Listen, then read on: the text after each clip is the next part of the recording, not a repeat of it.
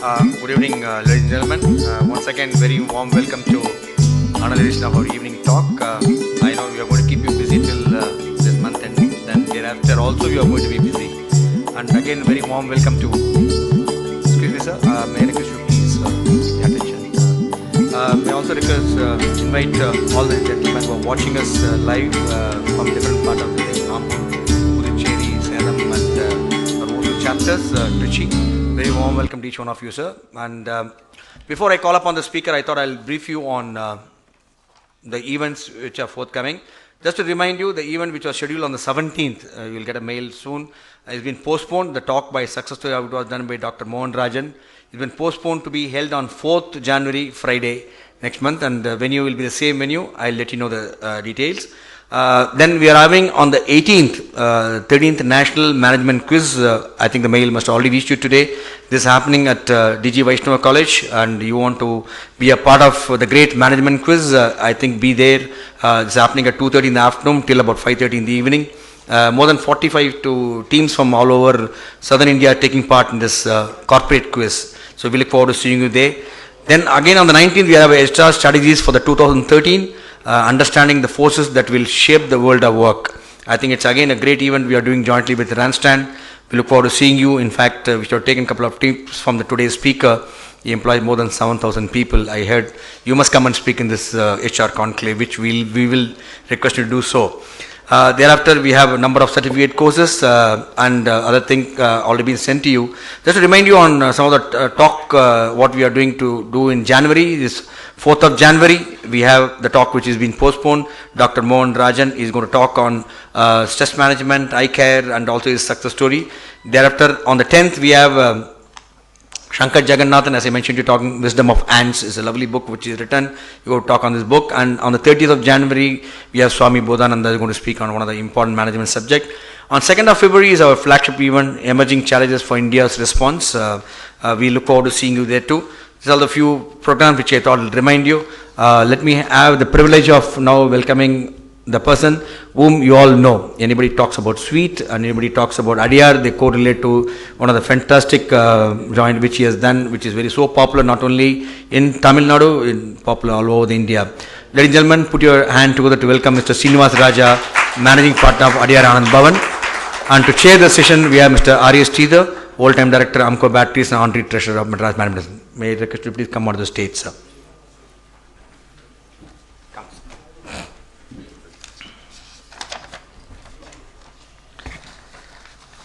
Before I request Mr. R.S. Sridhar to introduce the speaker and the subject, brief profile about Mr. Sridhar. You all know him very well.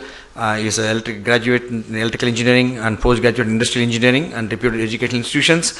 With his project management, his forte, and he worked in National Productivity Council in Mysore. He then joined as a marketing before becoming Chief Operating Officer of the Amco Batteries. He's been a great friend. He's Honorary Treasurer, Chairman, Board of Governance. He's been a great source of support to his activities. Ladies and gentlemen, Mr. Sridhar to introduce the speaker and the subject.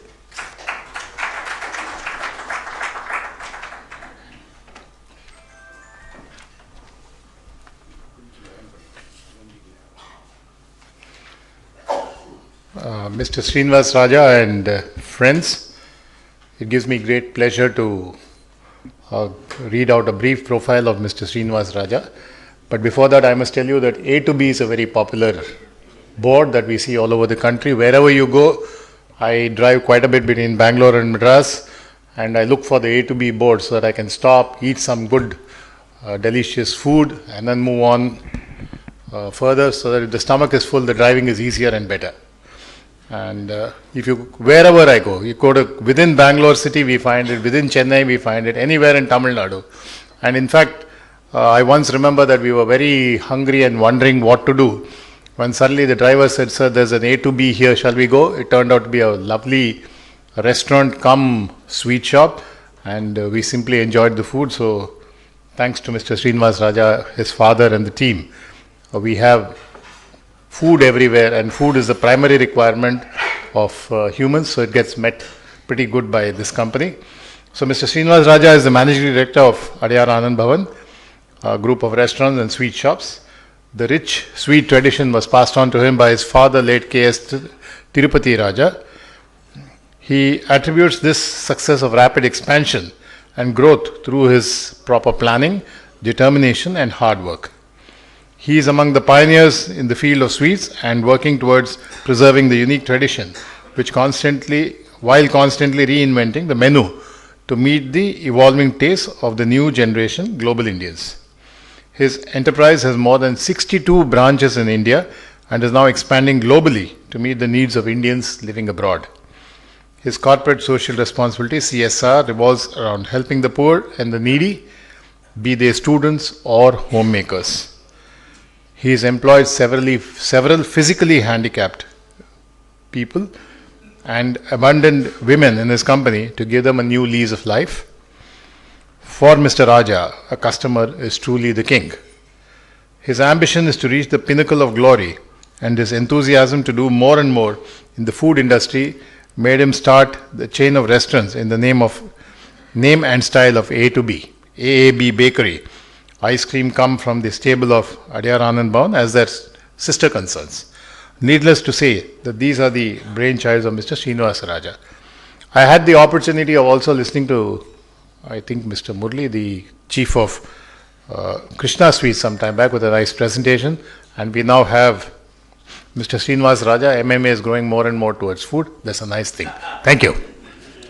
Mr. Srinivas Raja.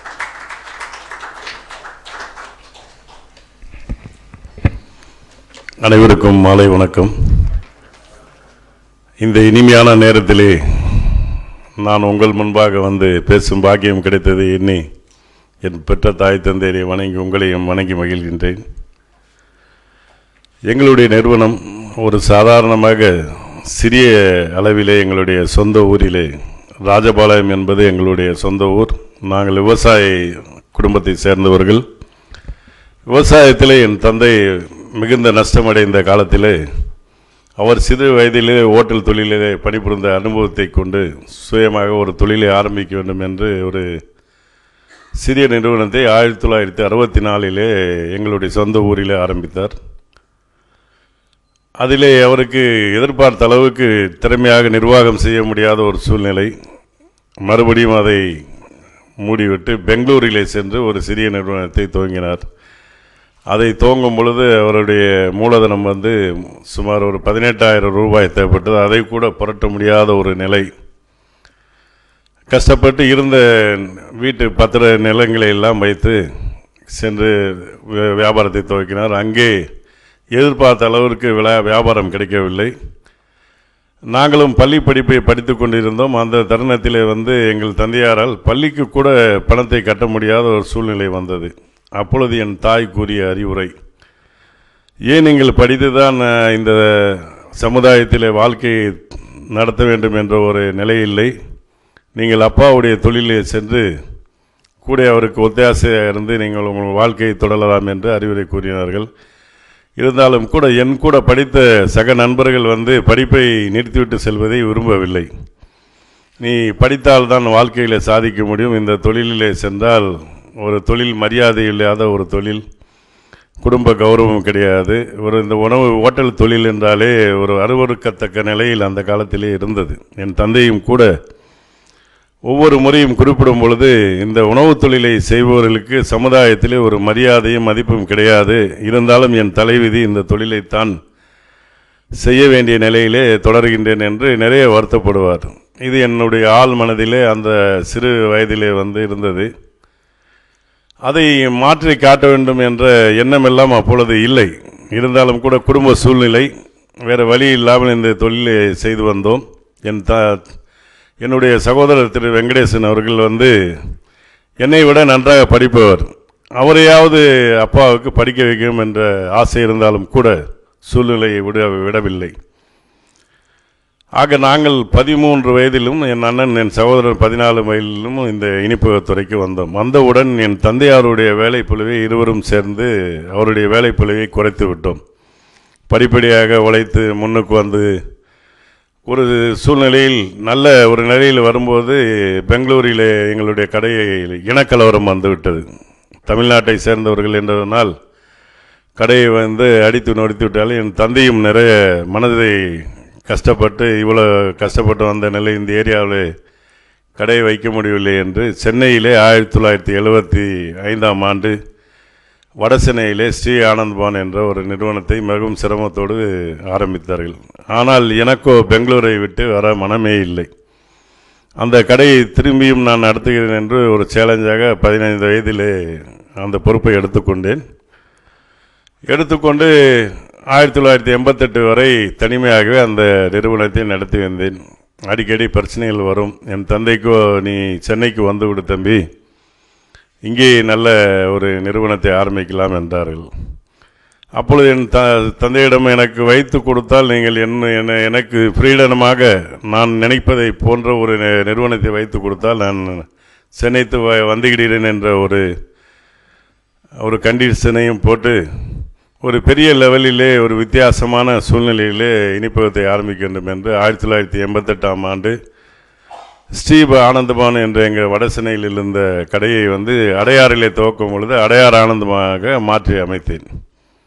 அந்த பெயரை மாற்றுவதற்கு என் தந்தை மிகவும் எதிர்ப்பு தெரிவித்தார். ஏனப்பா, ஸ்ரீ என்பது தானே நம்ம இந்துக்களுடைய வழக்கத்திற்கு முன்பாக உள்ள பெயரை வைத்தால் நல்லது என்று குறிப்பிட்டார்.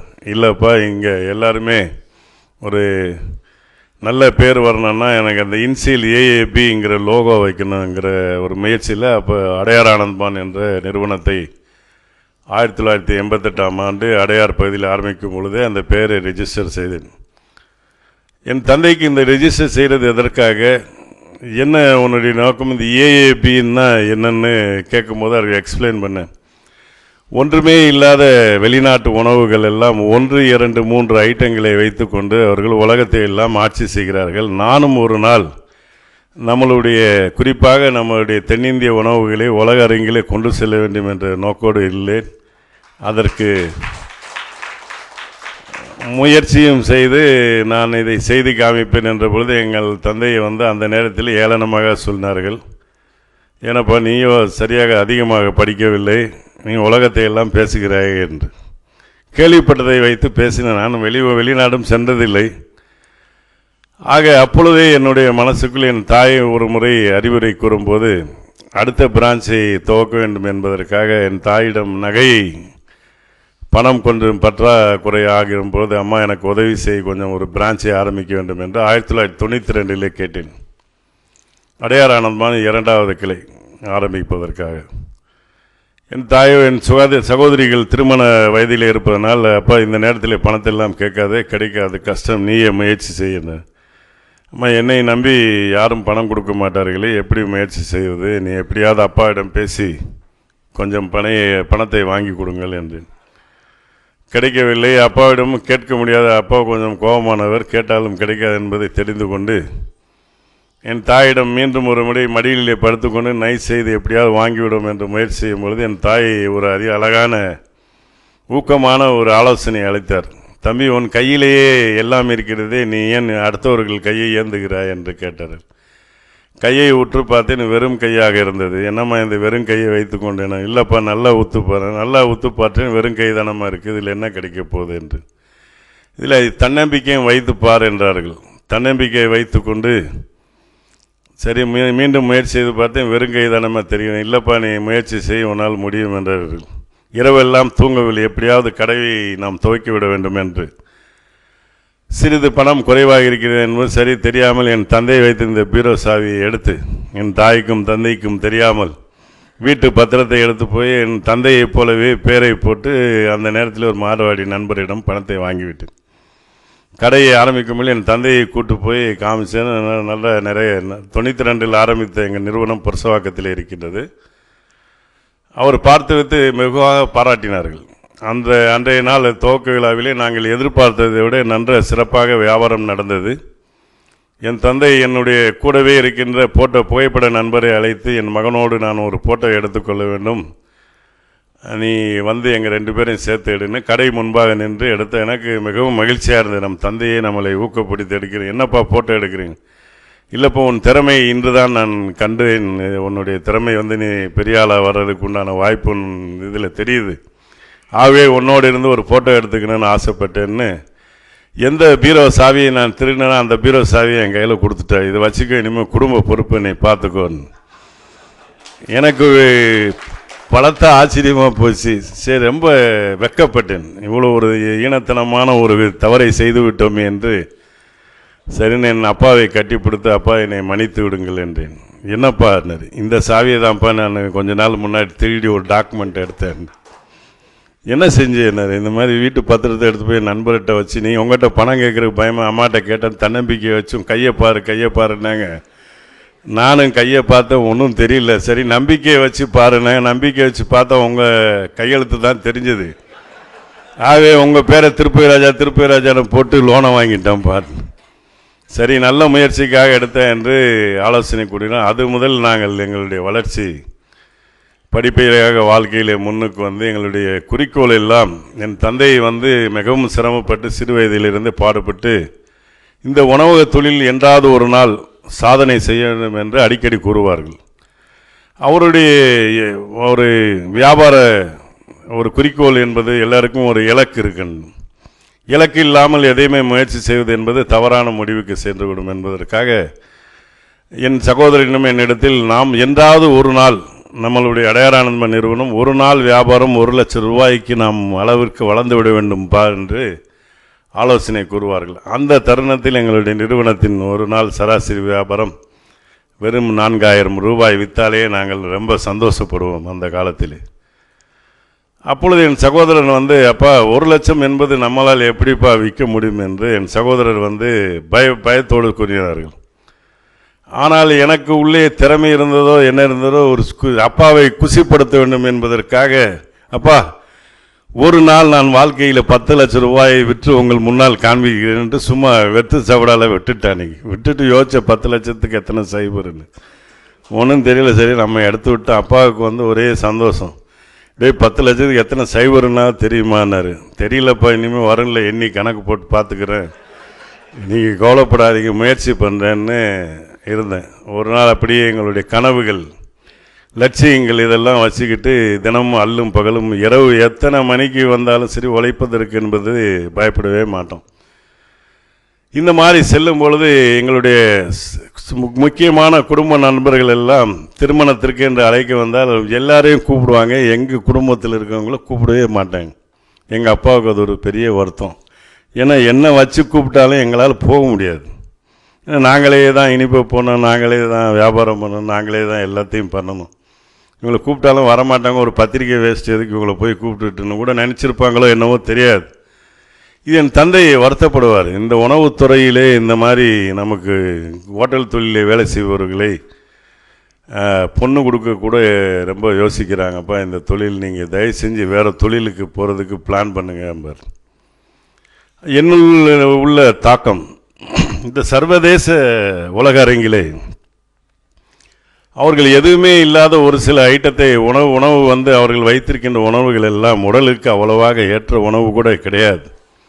அப்படிப்பட்ட சூழ்நிலையிலே நம்மளுடைய உணவுகளை ஏன் மாற்ற அமைக்கக்கூடாது என்று என் தந்தையிடத்திலே அப்பா நீங்கள் தான் இந்த இனிப்பகத்தை நீங்கள் செய்கின்ற ஸ்வீட்டை மற்ற நபர்களை வைத்து உருவாக்கினால் என்ன என்று கேட்டுக்கும் பொழுது, இல்லை நாமளே தான் செய்ய வேண்டும். இந்த டெக்னிக் அடுத்தவங்களுக்கு தெரியக்கூடாது, ரகசியமாக ஒரு ஃபார்முலாவெல்லாம் அவரே வச்சுக்கிட்டு அடுத்தவங்களுக்கு தெரியக்கூடாது. காலையில் இருந்துச்சு ராத்திரி வரைக்கும் நெருப்பில் கஷ்டப்படுவார், அவரே கஷ்டப்படுவார். அதன் பின்பாக நான் முதல்ல இந்த ஃபார்முலா ரெசிபிங்கிறத ஃப்ரீ மிக்ஸாக கான்செப்டை கொண்டு அந்த டெக்னிக்கெல்லாம் யார் வந்தாலும் செய்கிற மாதிரி உருவாக்கி, ஒன்றுமே வேலை தெரியாதவங்க கூட உள்ளே வந்தாருன்னா உள்ளே என்ன இருக்குன்னு அவருக்கு தெரியாது. ஆனால் இந்த லெவலில் எடுத்து போட்டோன்னா அந்த ஐட்டம் வந்துருங்கிற ஃபார்முலா கொண்டு வந்ததுனால இன்றைக்கி நாங்கள் 4 சக்கரமாக தான் இந்த அடையாரானந்த மனை உருவாக்கினோம். என் தந்தையார் இனிப்பு காரங்களெல்லாம் போட என் தாயார் உறுதுணையாக இருந்து உதவி செய்வார்கள். என் சகோதரன் வெங்கடேசன் அவர்கள் கடையிலே சென்று வியாபாரம் செய்வார். நான் இந்த போட்ட ஸ்வீட்டெல்லாம் கொண்டு போய் கடையில் கொண்டு போய் கொடுக்க வேண்டியது, க்ளீன் பண்ண வேண்டியது. இதுதான் காலையில் 6 மணிக்கு எந்திரிச்சு வந்தோம், நைட்டு 1 மணி 2 மணி வரைக்கும் அயராது. எங்களுக்கு வேறு ஒன்றுமே தெரியாது. என்னைக்காவது ஒரு நாள் சினிமா போகணும்னு நினச்சா கூட எங்கள் அப்பாக்கிட்ட பெர்மிஷன் வாங்கிறதுக்குள்ளே வாங்கி தியேட்டரில் ஓடினேன்னா பக்கத்தில் இருக்கட்ட, சார் இதுக்கு முன்னாடி என்ன சீன் போச்சுன்னா அடுத்த சீன் வரும் இன்ட்ரோவல்லும்பார். ஆக ஒன்றுமே என்ஜாய்மெண்ட்டே கிடையாது. எங்கள் ஓட்டம் இப்படியே தான் இருந்தது. ஒரு திட்டமிடாத வியாபாரங்கள், அதை சரியான வரைமுறைப்படுத்தாத ஒரு நிலை இருந்தது. இது எப்படி மாற்றுவது என்பது யோசிக்கும் பொழுது அப்பொழுதுதான் தெரிந்தது, நான் கடந்து வந்த பாதை இருட்டான சூழ்நிலையிலே வழி தெரியாமல் திக்கு தெரியாத ஒரு காட்டிலே பிரயாணம் செய்வதைப் போல உணர்ந்தேன். படிக்காத ஒரு குறை, அதை மாற்ற வேண்டும் என்ற ஒரு தீராத ஆசை. அப்பொழுதுதான் எனக்கு சில நண்பர்களை எல்லாம் உருவாக்கினேன். நல்ல ஒரு திறம் வாய்ந்த ஒரு ஆடிட்டரை என்னோடு இன்றும் கூட இருக்கிறார். பல வல்லுநர்களை என்னோடு சேர்த்து கொண்டேன். திறமை வாய்ந்த அவருடைய ஆலோசனைகளை பெற்றுக்கொண்டு என்னுடைய திட்டங்களை அவர்களிடத்தில் செயல்படுத்தினேன். என்னுடைய எதிர்கால லட்சியம் இதுதான் ஐயா. என்றாவது ஒரு நாள் இந்த உணவுத்துறை என்னை திருப்பி பார்க்க வேண்டும், அந்த இடத்தை உயரமான இடத்தை பிடிக்க வேண்டும். என் தாய் என்னிடம் அடிக்கடி கூறுவார்கள், நீ வாழ்க்கையிலே எதையாவது சாதிக்க வேண்டும் என்று நினைத்தால் முதல்வனாக வேண்டும் என்று சொல்வார். முக்கியமாக எந்த இடத்துக்கு போனாலும் அந்த முக்கியமான சீட்டு உனக்கு கிடைக்கணும், அதுக்கு முயற்சி செய். இல்லை என்றால் அந்த துறையில் யார் திறம்பட வாய்ந்த ஃபஸ்ட்டு பிளேஸில் இருக்காங்களோ அவங்களோட நண்பனாக இருன்னு சொன்னாங்க. நானும் கூட முயற்சி செய்து இந்த உணவகத்துறையில் இப்போ சென்னை ஹோட்டல் சங்கத்துக்கு நான் தான் தலைவராக இருக்கேன். எத்தனையோ பெரிய பெரிய மகான்களை இந்த புனிதமான பதவி அடைஞ்சாங்க. என் தந்தை இடத்துலையும் சொன்னேன், அடிக்கடி சொல்லும்போது நினைப்பார், ஏன்டா வெற்றித்தனமாக பேசுகிற, செய்கிறத தான்டா சொல்லணும், சும்மா கற்பனை பண்ணிக்கிட்டே இருக்கணும். அப்பா கற்பனை தான்ப்பா செய்கிறதுக்கே வழிவகுக்கும். ஆகவே நாம் இந்த துறையில் எத்தனையோ ஜாம்பவானுங்கள்லாம் நான் என் கண்ணு முன்னாடி இன்றைக்கு கூட நான் எங்களுடைய நிறுவனம் பெங்களூரில் இருந்தது. அந்த நிறுவனத்தின் சார்பாக எங்களுக்கு ஒரு பாராட்டு விழா பெங்களூரில் கொடுத்தாங்க. ஒரு சுமார் 90 வயது மதிக்கத்தக்க ஒரு ஓட்டலியர், ரொம்ப வயதான ஓட்டலியர், அவர் பாராட்டும் போது, தம்பி தொழிலுக்காக உனக்கு மரியாதை செலுத்தணும்னு நினைக்கிறேன். நாங்கள் இந்த மாதிரி நிறுவனத்தை நான் ஒரே ஒரு ஹோட்டலில் தான் வச்சுருக்கேன், என்னையால் நடத்த முடியல, ஒரு 5 நிமிஷம் கூட தனியாக பேசணும் தம்பின்னாரு. என்ன சார் சொல்லுங்கள், அந்த மாதிரி எப்படிப்பா நிர்வாகம் பண்ணுற, இத்தனை பேரை வச்சு வேலை வாங்குறியே, எப்படி உன்னையால் முடியுதுன்னு கேட்டார். உங்கள்கிட்ட எத்தனை பேர் சார் வேலை செய்கிறீங்க? இந்த எம்ப்ளாயீஸ் எல்லாம் ரொம்ப கொஞ்சம் கடினமான வார்த்தைகளை உபயோகப்படுத்தி திட்டுற மாதிரியே பேசிகிட்டு இருந்தார். ஏன்யா இவ்வளோ ஏளனமாக பணியாளர்களில் இந்த மாதிரி பேசுகிறீங்களே? ஒரு நிறுவனத்துக்கு முக்கியமான இலக்கு 2 முக்கியம். ஒன்று நம்மளுடைய வாடிக்கையாளருடைய திருப்தி, இரண்டாவது நம்மோடு பணியாற்றுடைய திருப்தி. இந்த 2 பேரையும் சாட்டிஸ்ஃபேக்ஷன் பண்ணாதான் நீங்கள் நினைக்கிற இது ப்ராடக்ட் கொண்டு போக முடியும். நீங்கள் இனிமேல் உங்கள் பணியாளர்களுடைய குறைகளையும் அவங்களுடைய தேவைகளையும் புரிஞ்சு பண்ணுங்கள், தைரியமாக பண்ணலான்னு. இல்லையப்பா என்கிட்ட வரவெல்லாம் நிற்க மாட்டேங்கிறான், ஓடிடுறான் அப்படி இப்படின்னு சொல்லும்போது சொன்னேன், இல்லை சார் ஏன் முடியாது, இப்போ நாங்கள்லாம் 4 பேராக இருந்து தான் எங்கள் நிறுவனத்தை ஆரம்பித்தோம். இன்றைக்கி ஒரு 7,000-8,000 பணியாளர்கள் எங்களோடு சேர்ந்து ரயில் இன்ஜின் மாதிரி காராக நாங்கள் பிரயாணம் சேர்ந்து இன்றைக்கி ரயில் இன்ஜினாக போயிட்டுருக்கோம். எத்தனை போக்கி வேணாலும் ஆட் பண்ணிகிட்டே போயிட்டுருக்கோம். நீங்களும் முயற்சி எடுங்கய்யா. அப்புறம் உடனே கையெடுத்து கும்பிட்டு உன்னுடைய நல்ல ஆலோசனை கொடுத்த தம்பி, என்ன பையனுக்கும் இந்த அறிவுரையை சொல்கிறேன்னு அடிக்கடி ஃபோனில் கூட பேசி ஆலோசனை. அவ்வளோ பெரிய மனிதரை கேட்கும்போது என் தந்தையை நினைத்து பாருங்க. இன்றைக்கி என் தந்தை இல்லை, ஒன்றுக்கும் உதவாதவன்னு திட்டிகிட்டு இருந்தார். இன்றைக்கி ஓரளவுக்கு நம்மளை இந்த சமுதாயம் ஏற்றுக்கொண்டதற்கு ஒரே காரணம் இந்த அடையார் ஆனந்தபான்ங்கிற நிறுவனம் தான். அந்த நிறுவனத்திற்காக உழைப்பதற்காக என்னோடு பாடுபட்டவர்கள் 1-2 பேர் அல்ல, அதை தலைமையிடத்து ஏற்று நடத்தும் ஒரு பாக்கியம்தான் எனக்கு கிடைச்சிருக்கு. என்னை விட திறமைசாலிகள், நல்ல பணியாளர்கள், நல்ல ஒரு எங்களுடைய நிறுவனத்துக்கு அமைச்சது தான். எங்களுடைய ஒரு டீம் லீடர் ஒருத்தர் ஒரு மேட்ச்சில் போய் சரியாக ஆடலைன்னா கூட அந்த டீமில் ஜெயிக்கிறது ரொம்ப சிரமம். கூட்டு முயற்சி, எல்லாருமே அனுசரித்து அவங்கள ஒன்று சேர்ந்து எல்லாருமே ஒழுங்காக ஆடினா தான் பண்ண முடியும். இது உணவு தொழிலுங்கிறது எங்கேயோ வாங்கிட்டு போய் சாப்பிட்டு கஸ்டமர்கிட்ட ரிசல்ட் கிடைக்கிற ப்ராடக்ட் கிடையாது. ஆர்டர் பண்ண பணத்தை பே பண்ணுறதுக்கு முன்னாடியே சாப்பிட்டு பார்ப்பாங்க. டேஸ்ட்டு சரியில்லைன்னா அங்கேயே திட்டும் விலகும், நல்லா இருந்தால் பாராட்டும் கிடைக்கும். நாங்கள் குறைந்த அளவு முடிந்த அளவு நாங்கள் நிறைய பாராட்டுகளை தான் வாடிக்கையாளர்கிட்டருந்து வரவேற்று பெற்றுக்கொண்டு இருக்கின்றோம். ஆக இந்த அடையார் ஆனந்தபானுடைய வளர்ச்சி இந்த மாதிரி ஒரு சாதாரண இதிலிருந்து கொண்டு போய் இப்போ கொஞ்சம் கொஞ்சமாக கொண்டு வந்து ஒரு ப்ரொஃபஷனல் மேனேஜ்மெண்ட் சிஸ்டத்தில் கொண்டு வந்துட்டோம். லேட்டஸ்ட்டு அட்வான்ஸ் டெக்னாலஜியில் ஓடிட்டுருக்கோம். அடுத்த தலைமுறைக்கு எங்களுடைய இலக்கு வந்து உலக அளவில் வந்து இந்த தென்னிந்திய உணவு வகைகளை கொண்டு போய் எல்லா சர்வதேச சந்தைகளை கொண்டு போகிறதுக்காக முயற்சி எடுத்து அதுக்குண்டான பணிகளையும் செஞ்சிட்ருக்கோம்.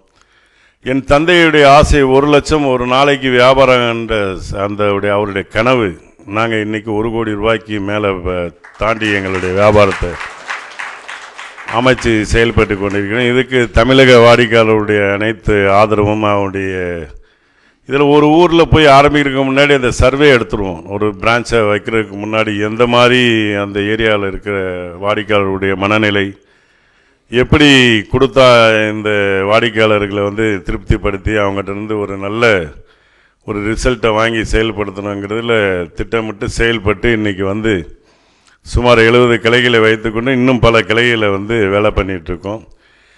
எத்தனையோ என்னை போன்ற நாங்கள் ஒருவேளை சாப்பாட்டு கூட கஷ்டப்பட்டு தான் இந்த உணவு தொழிலில் டெய்லி போராடி வாழ்க்கையில் வந்து எங்களுடைய பணியாளர்களுக்கு 3 வேளை உணவுகள் அவருடைய சின்ரிட்டி காப்பி இதெல்லாம் கொடுத்து நல்ல சுகாதாரமான சூழ்நிலையை உருவாக்கி எத்தனையோ மாற்றுத்திறனாளிகள் எல்லாம் வேலைவாய்ப்பை கொடுத்து அவர்களுடைய ஒத்துழைப்போடு எங்களுடைய அடையாளம் நிறுவனம் வந்து இன்றைக்கி செயல்பட்டு ஒரு உன்னதமான இலக்கை நோக்கி நாங்கள் பிரயாணம் செய்து கொண்டிருக்கிறோம். எனக்கு பெருமை, என் தாய் சொன்னதைப் போல உங்களோடு உரையாற்றும் ஒரு பாக்கியத்தை நினைக்கும் போது அதெல்லாம் நீங்கள் மெட்ராஸ் மேனேஜ்மெண்ட் இத்தனை சிறப்புமிக்க உங்களை எல்லாம் சந்திக்கும் பொழுது என் பெற்ற தாய் அன்றைக்கு கூறிய அறிவுரையை எண்ணி பெருமகிழ்ச்சி அடைகின்றேன். ஏனென்றால் நான் உங்களோடு உரையாடும் அளவிற்கு வளர்ந்து விட்டேனா என்பதை இங்கு வந்ததற்கு பிறந்தான் தெரிகின்றது. உங்களோடு என்னுடைய வாழ்க்கை பயணத்திலே கடந்து வந்த ஆலோசனைகள் ஒரு கால் உங்களுக்கு அது உபயோகமாக இருக்கும் என்று நினைத்து என்னை அழைத்தார்களோ என்னவோ தெரியவில்லை. நான் பெரிய திறமைசாலி என்று சொல்லிக்கொள்வதிலே அவ்வளோ பெருமைப்படவில்லை. இன்னும் நான் சாதிக்க வேண்டியதும் செய்ய வேண்டியதும் உள்ளது. எங்களுடைய நிறுவனத்தின் மதிப்பை வந்து உலகளவில் கொண்டு போய் இதை நான் இருந்தாலும் இல்லாவிட்டாலும் சரி இந்த தென்னிந்திய உணவு வகையில் உலக அரங்கிலே ஒரு இடத்தை பிடிக்க வேண்டும் என்ற ஆசை உள்ளது. அதற்கு உண்டான முயற்சிகளிலே நாங்கள் ஈடுபட்டு கொண்டு வருகின்றோம். நம்மளுடைய குறிப்பாக செட்டிநாடு உணவுகள் வந்து எல்லா அரங்கிலுமே வந்து வரவேற்கத்தக்கது, உடல் நலத்திற்கு ஏற்ற மாதிரியான உணவுகள். அதையெல்லாம் அறிமுகப்படுத்தி ஒவ்வொரு நேரத்திலையும் யோசித்து வாடிக்கையாளருக்கு எந்த வகையான உணவுகளை கொடுத்தால் நாம் மாறுபட்டு நிற்க முடியும் சந்தையிலே என்று திட்டமிடுகின்றோம். அதிலே முயன்று கூட எங்கள் நிறுவனம் வந்து தனித்தன்மையை வாய்ந்து வருங்காலத்திலே ஒரு செவனமான ஒரு இடத்தை அடையும் என்ற உறுதியும் ஏற்றுக்கொண்டு உங்களுடன் பேசும் ஒரு பாக்கியம் கிடைத்து எண்ணி பெரும் மகிழ்ச்சி அடைந்து என்னை அழைத்து எங்களுடைய நிறுவனத்தினுடைய வளர்ச்சியின் அறிவுரைகள் எல்லாம் உங்களோடு பேசும் ஒரு பாக்கியம் அமைத்து கொடுத்த அனைத்து நண்பர்களையும் வணங்கி விடைபெறுகிறேன். நன்றி, வணக்கம்.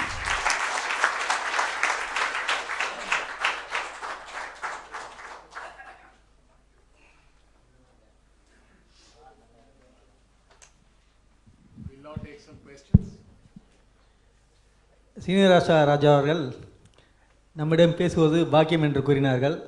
ஆனால் நாங்கள் என்ன கூறுவோம் என்றால், நீங்கள் பேசுவதை கேட்பது நாங்கள் பாக்கியம் அடைந்தோம் என்று கூறுகிறேன்.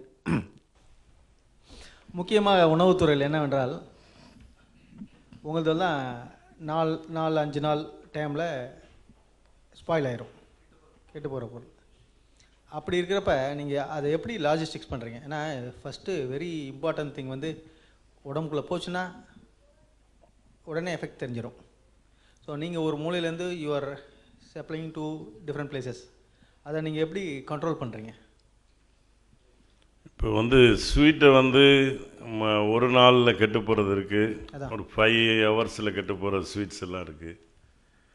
எங்களுக்கு அதை கூட ஓரளவுக்கு நிறைய எக்ஸ்பீரியன்ஸ் இருக்கிறதுனால பிளான் பண்ணி மேனேஜ் பண்ணுறது பெரிய சிரமமாக தெரியல. அதை என்ன பண்ணுறோன்னா, எங்களுடைய ப்ராடக்ட்டு எங்களுடைய நெட்வொர்க் இப்போ அட்வான்ஸாக எங்கள் அப்பா காலத்துலலாம் இந்த டெக்னாலஜியில் இப்போ வந்து எங்கள் வந்து ரா மெட்டீரியல் எங்கேருந்து வந்தது, அது யார் எப்போ கொடுத்தாங்க, அந்த ரா மெட்டீரியலில் கொண்டு போய் ப்ரீமிக்ஸ் யார் பண்ணது, அந்த ப்ரீ மிக்ஸ் எடுத்து போய் யார் குக் பண்ணது எங்கே டெஸ்பேச்சுக்கு எந்த டைமுக்கு வந்தது, அது த்ரூ எந்த வண்டியிலேருந்து எத்தனை மணிக்கு பிரான்ச்சுக்கு போனது, எல்லாமே கம்ப்யூட்டரைஸ்டு இருக்குது.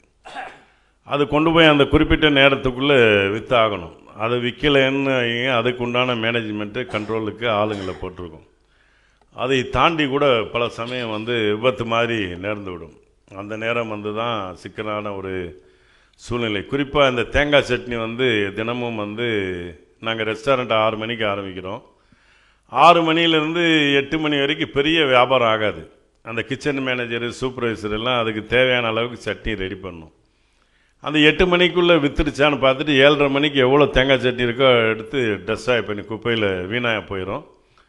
புது சட்னியை ரெடி பண்ணும். அந்த நேரத்தில் பார்த்தீங்கன்னா 8 மணிலேருந்து 9 மணி தான் பீக் டைம் பிரேக்ஃபாஸ்ட் ஓடும். இவன் நிறைய சட்னி காலியானோன்னு திரும்பி என்ன பண்ணுவான்னா டயத்தை பார்க்க நிறைய பண்ணிடுவான். 9 மணிக்கு மேலே 10:30 வரைக்கும் பெருசாக வியாபாரம் இருக்காது. இதெல்லாம் எங்களுக்கு டெய்லி அன்றாடம் ஒரு ரிஸ்கான ஏரியா. இது அடிக்கடி என்ன பண்ணுவோம், அந்த மேனேஜர் கிச்சன் மேனேஜரு, அதுக்கப்புறம் செஃப்பு குக்கு பார்க்கணும், அதுக்கப்புறம் ஸ்டால் மேனேஜரு நக்கி செக் பண்ணி பார்க்கணும். இதை தாண்டி சப்ளையரு மானிட்டர் பண்ணி கஸ்டமர்கிட்ட போகணும். இவங்களுடைய 4 பேருடைய அஜாக்கிரதை ஏதாவது ஆச்சுன்னா வாடிக்கையாளர் கண்ணு முன்னாடியே திட்ட ஆரம்பிச்சிடுவார். என்னடா ஹோட்டல் நடத்துகிறீங்க, கெட்டு போனதை கொடுக்குறீங்களேன்னு. முடிந்த அளவு தவிர்க்கப்படுகிறது. ப்ராப்பர் ட்ரைனிங் கொடுக்குறோம். அதை எந்த மாதிரி ஹேண்டில் பண்ணோம். அது மணி அடித்த மாதிரி 8 மணி ஆயிடுச்சுன்னா சட்னி உடனே மாற்றி ஆகணும். 1/2 மணி நேரம் முன்னாடியே கெட்டு போகிறதுக்கு முன்னாடியே எடுத்து மாட்டணும். அதே மாதிரி பெங்காலி ஸ்வீட்டில் ரசமலாய் பாசந்திலாம் குறுகிய நேரம் உண்டான இனிப்பு. அது வந்து அந்த கேபின் கிச்சன் அந்த ஷோகேஸ்குள்ளேயே டெம்பரேச்சர் கூலிங் மானிட்டர் இருக்கும். இருந்தாலும் கூட அந்த டெம்பரேச்சர் கரெக்டாக இருக்கா வாடிக்கையாளர் கை கிடச்சோடனே அவங்களே எக்ஸ்பிளைன் பண்ணுவோம். சார் இது ஒரு 5 ஹவர்ஸ்க்குள்ளே இந்த ஸ்வீட்டை சாப்பிட்டாகணும். பெங்காலி ஸ்வீட்னா 1 டேக்குள்ளே சாப்பிட்டாகணும் சார்னு சொல்லுவோம். மீதி மில்க் ஸ்வீட் எல்லாம் 3 டேஸ் இருக்கும். அது முன்னாடியே பிளான் பண்ணி இந்த ப்ராப்பர் ட்ரெயினப் உண்டான மானிட்டர் பண்ணுறதுக்கு உண்டான ஆட்கள் சரிவர செய்கிறதுனால அதை பிரச்சனை இல்லாமல் டெய்லி மேனேஜ் பண்ணுறோம். அது பெரிய சிக்கல். டெய்லி ரொட்டீனாக பண்ணி ப்ராக்டிஸ் ஆனதுனால அவங்களுக்கு அதை நிர்வாகம் பண்ணது பெரிய சிரமம் இல்லை. உங்கள் முதல் கேள்வி மற்ற ஷாப்ஸ்க்கும் உங்கள் ஷாப்ஸ்க்கும் உள்ள அணுகுமுறைகளிலே வித்தியாசங்கள் என்ன? 2வது கேள்வி, ஒரு அனாவசியமான செலவு ஒன்று குறிப்பிடப்படுகிறது. ஏசி அடையார் ஆனந்த பவன் மட்டும்தான் இருக்கிறது. மற்ற கிருஷ்ணா ஸ்வீட்ஸ் மற்றெல்லாம் ஏசி அல்ல. ஆகினால் அவர்களுக்கு செலவினம் குறைகிறது என்ற ஒரு அபிப்பிராயம் பலகிறது. அந்த மாதிரி அனாவசிய செலவுகளை குறைக்கிறதுக்கு நீங்கள் முயற்சிகள் எடுத்துக்கொண்டீர்களா? 3வது கேள்வி, centralised kitchen only for sweets, மற்றதுக்கெல்லாம் அங்கங்கேயே நீங்கள் செய்கிறீங்கன்னு நினைக்கிறேன். அது உண்மையா? இல்லை, அடையார் ஆனந்த பவனை பொறுத்த வரைக்கும் வந்து கஸ்டமர் வந்து மற்ற நிறுவனங்களை எப்படி பண்ணுறாங்க இல்லை. எங்களுடைய நோக்கம் வந்து வாடிக்கையாளர். ஃபஸ்ட்டு நான் ஏற்கனவே பேசும்போது கூட 50% வந்து வாடிக்கையாளருக்கு தான் இம்பார்ட்டன்ஸ் கொடுக்கணும். என் தந்தை ஒரு முறை சொல்லியிருக்கார், ஏதாவது ஒரு ஸ்வீட் சரியில்லை, ஏதாவது ஒரு சின்ன குறைகள் இருந்தால் கூட அதை மிக்ஸ் பண்ணி இது பண்ணலாம். உதாரணத்துக்கு நெய் ஸ்வீட்டு போடுறோன்னு எங்கள் வாடிக்கையாளர் சொல்லிவிட்டு 75% நெய்யும் 25% ஆயிலோ ஏதோ ஒரு மாதிரி கொஞ்சம் காஸ்ட்டு கண்ட்ரோல் பண்ணணுங்கிறதுக்கு பிளான் பண்ணோன்னா என் தந்தை சொன்னது வந்து, நீ வாடிக்கையாளர் ஏமாற்ற நினச்சேன்னா ஏமாற போகிறது வாடிக்கையாளர் கிடையாது, நீ தான் ஏமாறு. ஆகவே உன்னை நினைத்து மறைமுகமாக நீ என்ன கொடுக்க போகிறேன்னு உன் மேலே நம்பிக்கை வச்சு உனக்கு பணத்தை கொடுத்து வாங்கிட்டு போகிறார். அவர் கொடுக்குற பணம் வந்து கை மேலே இருக்குது, நீ வாங்குகிற கை கீழே இருக்குது. ஆகவே வாடிக்கையாளர்கள் தான் முதன்மையானவர்கள் சொல்லி கொடுத்துருக்காரு. அவன் எங்கள் கடைக்கு வந்தோடனே எங்கள் ஸ்டாஃபுங்களுக்கு ட்ரைனிங் என்ன கொடுத்துருக்கோன்னா, வந்தவுடனே வெல்கம் பண்ணி அவங்கள வரவேற்று அவருடைய தேவைகள் என்னென்னு இது பண்ணி நீங்கள் அவங்கள உபசரிக்கணும்னு சொல்லியிருக்கோம். முடிந்த அளவு வாடிக்கையாளர் வந்த உடனே அவங்களுக்கு என்ன தேவைன்னு வெளியே கூட சூப்பர்வைசர் நின்று என்ன வேணும் அவருக்கு ஹெல்ப் பண்ணி சாம்பிளில் கொடுத்து இந்த மாதிரிலாம் பண்ணணும்னு எங்களுடைய திட்டத்தில் அது முக்கியமான பகுதியை வாடிக்கையாளருடைய சேவையை உணர்ந்து பயன்படுறது. 2வது, இன்றைக்கி வாடிக்கையாளர் மெட்ராஸுடைய சீதோசனை நிலை வந்து என்னென்னா, எப்பயுமே ஒரு இறுக்கமான ஒரு சூழ்நிலையில் வெயில் வாடிக்கையாளர் வந்து ஏதோ ஒரு இதில் மனநிலையில் கடைக்கு வரும்போது அங்கேயும் அவங்களுக்கு தங்கி இருந்து கொஞ்சம் இளைப்பாரி போகிற மாதிரி கண்டிஷனில் இல்லைன்னா அவருடைய மனநிலை வந்து மாறுது. ஆகவே நாங்களும் முதல்ல எடுத்த உடனே ஏசியை போட்டு கொண்டு வரல.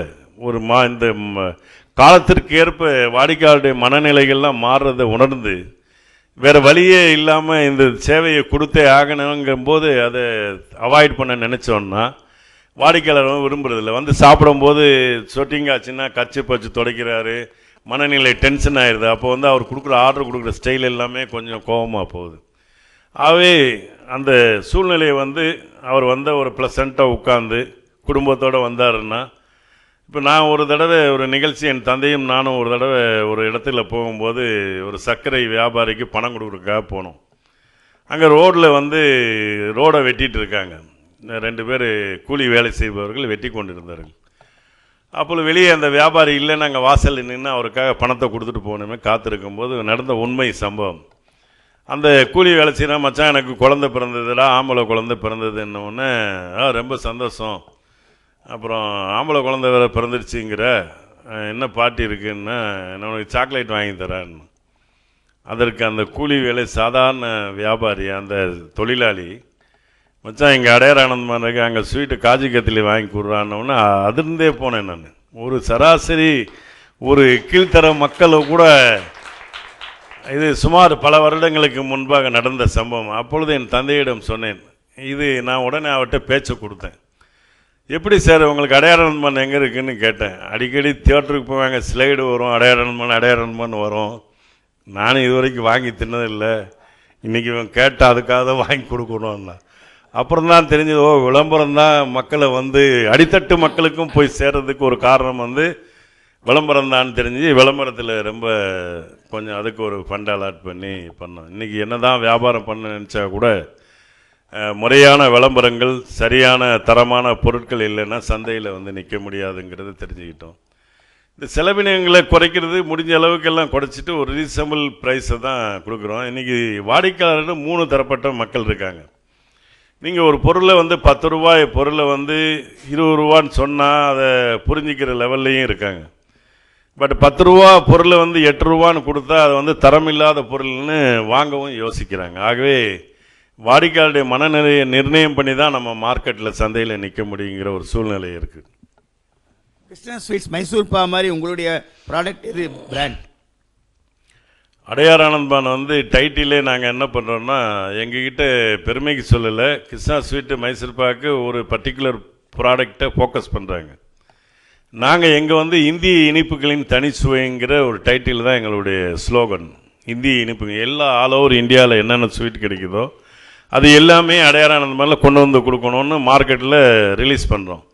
அந்தந்த வாடிக்கையாளர் எதெல்லாம் விரும்புகிறாங்களோ அதை வச்சு தான் பண்ணுறோம். குறிப்பாக எங்ககிட்ட வந்து ட்ரை ஃப்ரூட் ஸ்வீட்டு நிறைய சேல் ஆகும்.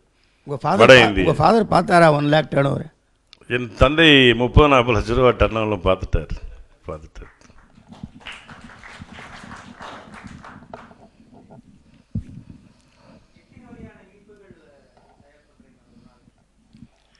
இப்போது அட் ஏ டைம் ஸ்டோரில் போனீங்கன்னா பிரான்ச்சில் ஒரு 150லேருந்து 200 வெரைட்டி ஸ்வீட் கிடைக்கும்.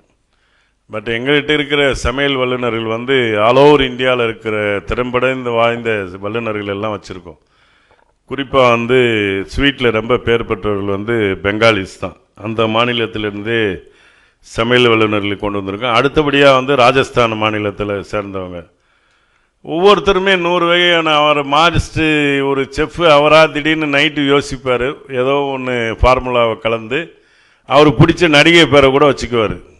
இன்றைக்கி அவருக்கு என்ன நோக்கம்னா, ஓனர்கிட்ட கொண்டு போய் சார் ஒரு புது கண்டுபிடிச்சிருப்பேன்மா. அவன் கண்டுபிடிக்கிறானோ இல்லையோ எங்ககிட்ட காசு வாங்கினங்கிறதுக்காக கேபினுக்குள்ளே வந்துடுவான். அதை நாங்கள் உள்ளே இருக்கிற டீம் வந்து சாப்பிட்டு பார்ப்போம், இது வாடிக்கையாளருக்கு எப்படி பிடிக்குமான்னு. அதை கஸ்டமருக்கு கொடுத்து பார்ப்போம். அந்த இது சக்ஸஸ் ஆச்சுன்னா அவருக்கு நல்ல பேர், இன்க்ரிமெண்ட்டும் கிடச்சிடும், எங்களுக்கும் ஒரு பேர் கிடச்சிடும். இந்த மாதிரி அவங்க நினைக்கிறதெல்லாம் ஒரு ஸ்வீட் ஆக்கிடுறாங்க. சார், இப்போது நீங்கள் ஃபஸ்ட்டு ஒரு கடையில் ஆரம்பித்தீங்க, எப்போ நீங்கள் வந்து எக்ஸ்பேண்ட் பண்ணணும், பல பிரான்ச்சஸ் ஓப்பன் பண்ணணும் எப்போ நினச்சிங்க? அதுக்கு என்னென்ன கஷ்டங்கள் நீங்கள் ஃபேஸ் பண்ணீங்க? அதுக்கப்புறம் இப்போ எப்படி நீங்கள் ஃப்ரான்ச்சைசி மாதிரி பண்ணுறீங்களா, இல்லைனா உங்கள் சொந்த கடைகள் வச்சுருக்கீங்களான்னு தெரிஞ்சுக்கணும் விரும்புகிறேன். இல்லை, முதல்ல என் தந்தையுடைய வேதனை, இந்த உணவுத்துறையில் வந்து மதிக்க மாட்டேங்கிறாங்களேன்னு அடிக்கடி அவர் வேதனைப்படுவார். சொந்தக்காரன் கூட கூட பிறந்த சகோதரன் கூட இவர் கல்யாணத்துக்கு கூப்பிடலையாம். அதை சொல்லி வருத்தப்பட்டிருக்காரு. இது எதனால் நம்ம இந்த சமுதாயம் நம்மளை வெறுக்கிறது என்று பார்க்கும் பொழுது பார்த்தீங்கன்னா, ஒரு கடை எங்கள் ஊர் ராஜபாளையம், நாங்கள் நிறைய பேர் sweet stall all over Kumbakonam அங்கே நிறைய வச்சுருக்காங்க, நிறைய ஸ்வீட் கடை. எல்லாருமே 1-2 கடையை தவிர யாருமே ஜாஸ்தி வைக்கலை. நாங்கள் என்ன பண்ணோம்னா, இந்த ஏற்கனவே சொன்னேன்ல, அப்பா கையெழுத்து போட்டு பணத்தை வச்சு முன்னுக்கு வந்ததுன்னா உங்களுக்கு ஓரளவு புரிஞ்சிருக்கும். எங்கே நீட்டினாலும் கையெழுத்து போட்டுருவோம், அந்த மாதிரி மென்டாலிட்டி எனக்கு இப்போ கிடையாது. தினமும் என்ன நோக்கம்னா, ஃபண்டு எப்படி பிளான் பண்ணோம், ஃபண்டிங் ரைஸ் பண்ணிக்கிட்டு ஒரு பக்கம் ஃபண்டை ஜென்ரேட் பண்ணிக்கிட்டே இருக்கணும், இன்னொரு பக்கம் பிரான்ச் எக்ஸ்பேண்ட் பண்ணிட்டு போகணும்.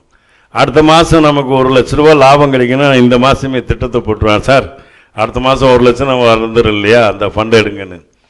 நிறைய நண்பர்கள் உதவி செஞ்சாங்க. சிட்டை போடுவோம், பணத்தை பிளான் பண்ணுவோம். இப்போ சிம்பிளாக சொல்கிறேன், இப்போ 1 கோடி ரூபா சிட்டு போடுறோன்னு வைங்க, மாதம் நம்ம 5 லட்சம் கட்டணும். 5 லட்சம் கட்டிட்டு மண்டையை உடச்சி 20 லட்சம் தள்ளி எடுத்தோம்னா கைக்கு 80 லட்சம் வந்துடும். நான் திருப்பி அதை கட்ட வேண்டியது 20 மாதம் கட்டணும். நான் 4 லட்சம் 3 லட்சம் 5 லட்சம் கடைசியாக கட்டினா 5 லட்சம் கட்டணும். அதை என்ன பண்ணுவோன்னா, இந்த 80 லட்சம் வந்துடுதுன்னு வைங்க, ஒரு 80 லட்சம் வந்துடுச்சுன்னா மேற்கொண்டு என்ன பண்ணுவோம், கையெழுத்து போட பழகிக்குவோம், லோனை போட்டுருது. இப்படியே பிரான்ச் போட்டு பிரான்ச் ஒரு பக்கம் மல்டிபிள் பண்ணுவோம். நம்ம 1 கோடி ரூபா சிட்டு கட்டுறதுக்கு உண்டான பணத்தை 5 லட்சம் கிடைக்கிறத ஒரு பிரான்ச் 1 கோடி ஆச்சுன்னா அது மாதம் 10 லட்சம் 20 லட்சம் ப்ராஃபிட்டை கொடுக்கும். 4 சிட்டு போடலாம். ஒரு பிரான்ச்சை போட்டோன்னே 4 பிரான்ச்சுக்கு பிளான் பண்ணிடுது. இந்த மாதிரி வேகமான ஓட்டம். இதுக்கு காரணம் என்னென்னா, இலக்கு எய்ம் பண்ணுறது, பிளான் பண்ணி நம்ம அடுத்த இலக்கு அண்ணா நகரில் கடை போடணும், டி நகரில் கடை போடணும், முன்னாடியே பிளான் பண்ணி தேடிக்கிட்டே இருக்கு. கையில் 10 பைசா இருக்காது, வண்டியை எடுத்துகிட்டு சுற்றிக்கிட்டே இருப்போம், இந்த ஏரியாவில் கடை போடணும், அங்கே போகணும். இப்படி பண்ண ஒன்று அதுக்கு மேலே எங்களுடைய சப்ளையருங்க நம்மளை தூங்கவே விடலண்ணே, என்கிட்ட பணம் இருக்குண்ணே எடுத்துக்கோங்கண்ணே. நிறைய பேர் நம்மளை நம்பி பணம் கொடுக்க ஆரம்பித்தாங்க, இன்வெஸ்ட்மெண்ட் பண்ண ஆரம்பித்தாங்க. நாங்கள் இது வரைக்கும் ஒரே ஒருத்தர் ஆவடியை தவிர யாருக்குமே ஃப்ரான்ச்சைஸி கொடுக்கல, எல்லாமே சொந்த கடை. ஒரு லெவலுக்கு மேலே போனதுக்கப்புறம் போதும்னு தெரிஞ்சு யாருமே பணம் வேண்டாம், இந்த கையெழுத்து போடுறதையும் நிறுத்திட்டோம், வெளியே கடன் வாங்குறதையும் நிறுத்தி நம்ம கையில் பணம் வந்தால் பண்ணுவோங்கிற சூழ்நிலையை போயிட்டோம். இந்த உணவு தொழில் ஒரு உன்னதமான தொழில். என்னென்னா, மற்ற தொழிலில் கேஷ் அண்ட் கேரி பிஸ்னஸ் கிடையாது, வேறு எந்த தொழிலுமே கிடையாது. இந்த ஒரு தொழில் மாத்திரம்தான். காலையில் முதலீடு போட்டால் நைட்டே ப்ராஃபிட் பார்த்துடலாம். அதுக்கு மேஜராக உழைப்பு ஒன்று தான் கையில் இருக்கணும், 2வது அதிர்ஷ்டம். அது இல்லைன்னா ஒன்றும் நடக்காது.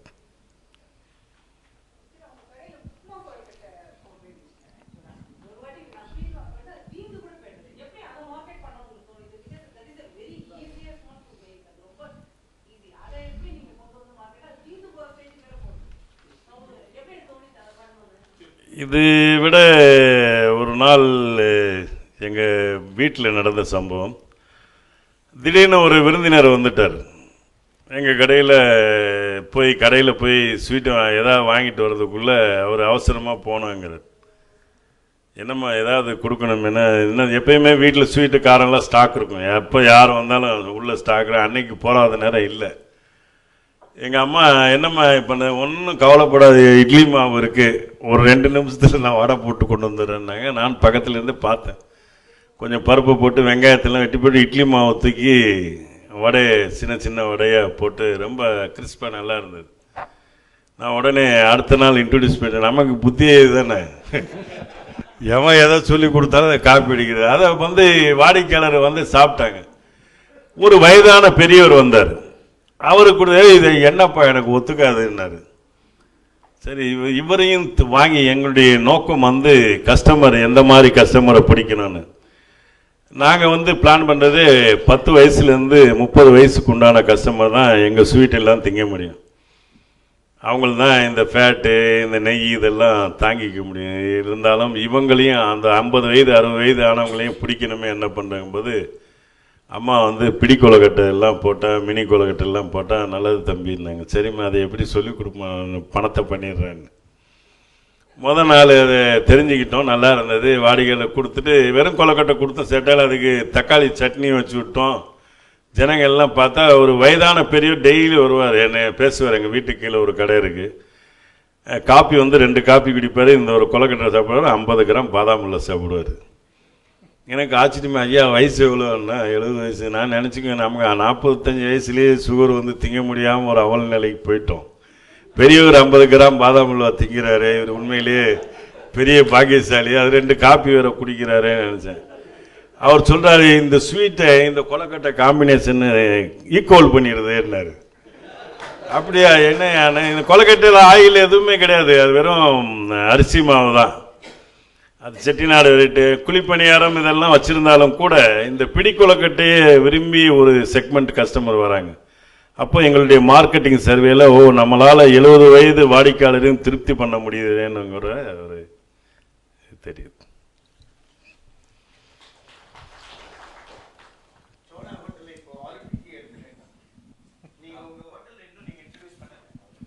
இல்லை, எங்ககிட்ட ஆலு டீ இருக்கு, நான் வரும்போது எடுக்கலை, இதே பயம்தான். நான் இடத்துல காஃபி மாத்திரம் சாப்பிட்டேன். நம்ம கடையில் ஆலு டீ இருக்கு. அதான் ஒரு ஏரியாவில் வந்து வியாபாரம் சரியாக ஆகலைன்னா நாங்கள் லாஸ் பண்ணிக்க முடியாது இல்லையா? அங்கே ஒரு 10 ஆலு டீக்கு அனுப்புவோம், 3 நாள் தான் விற்கும், அது திரும்பி வந்துருச்சுன்னா சர்வே பண்ணுற டீம் என்ன பண்ணோம், அந்த ஏரியாவில் யாரும் ஆலு டீக்கு சரியாக விரும்புறது இல்லைன்னு அதை அவாய்ட் பண்ணிடுறேன். ஐயா சொன்னதுனால நான் உடனே நாளைக்கே அனுப்ப ஆரம்பிச்சிடுறேன்.